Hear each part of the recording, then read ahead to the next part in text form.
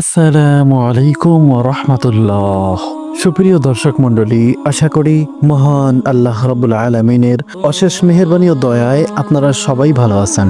জাহান্নামের শাস্তির বর্ণনা দিতে গিয়ে কোরআনুল কারিমে বারবার বলা হয়েছে নার তথা আগুন, যে আগুনের তীব্রতা গায়ের চামড়া খসিয়ে দেবে পুরোপুরি, পরক্ষণে তা আবার পুনরায় পূর্বের অবস্থানে ফিরে যাবে, আবারও আগুন খসিয়ে দেবে এবং তা পুনরায় আবার ঠিক হয়ে যাবে।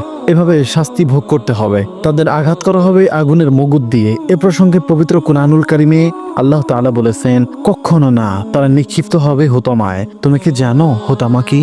তা হলো আল্লাহর প্রজ্বলিত আগুন, যা অন্তরসমূহকে গ্রাস করে, তা তাদেরকে বিনষ্ট করে রাখবে অতি উচ্চ স্তম্ভ সমূহে। আল্লাহ তাআলা আরো বলেন, তোমরা জাহান্নামকে ভয় করো, যা প্রস্তুত করা হয়েছে কাফেরদের জন্য। সূরা আলে ইমরান আয়াত নম্বর 131।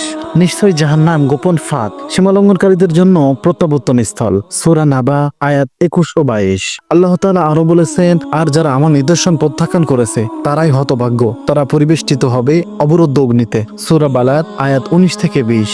আল্লাহ তাআলা যেন আমাদের সকলকে জাহান্নামের আগুন থেকে রক্ষা করেন। তাই চলুন বন্ধুরা, আজকে ভিডিওতে আমরা আলোচনা করি এই জাহান্নামের আগুন থেকে কিভাবে মুক্তি পাবো। নিঃসন্দেহে আল্লাহ বান্দার গুনাহগাতাকে ক্ষমা করে থাকেন। রব্বুল আলামিনের দরবার থেকে যে কোনো পাপের ক্ষমা করিয়ে নেওয়া মুমিনের জন্য অত্যন্ত গুরুত্বপূর্ণ।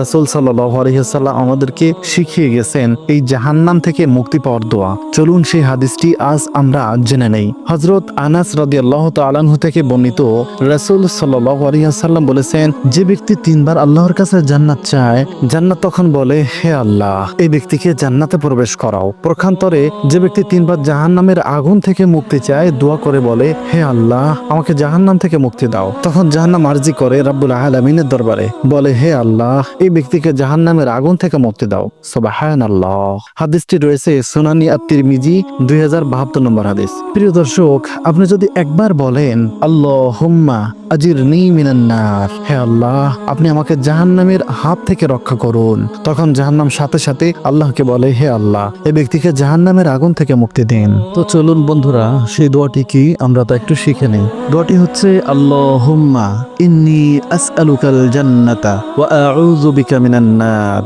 অর্থ, হে আল্লাহ, আমি আপনার কাছে জান্নাত চাই এবং জাহান্নাম থেকে আপনার কাছে আশ্রয় চাই।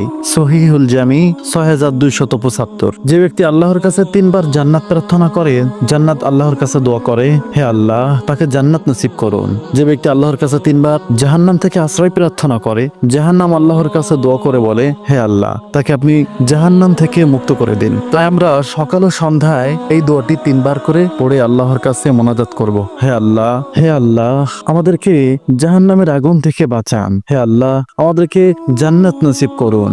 তাছাড়া বন্ধুরা, এই দোয়াটি আল্লাহুম্মা ইন্নী আসআলুকাল জান্নাতা ওয়া আউযু বিকা মিনান নার বেশি বেশি পড়ার চেষ্টা করব ইনশাআল্লাহ।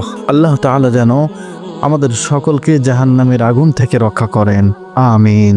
প্রিয় দর্শক, ভিডিওটি শেয়ার করে আপনার বন্ধুদের জানার সুযোগ করে দিন এবং দাওয়াতি কাজে অংশগ্রহণ করুন।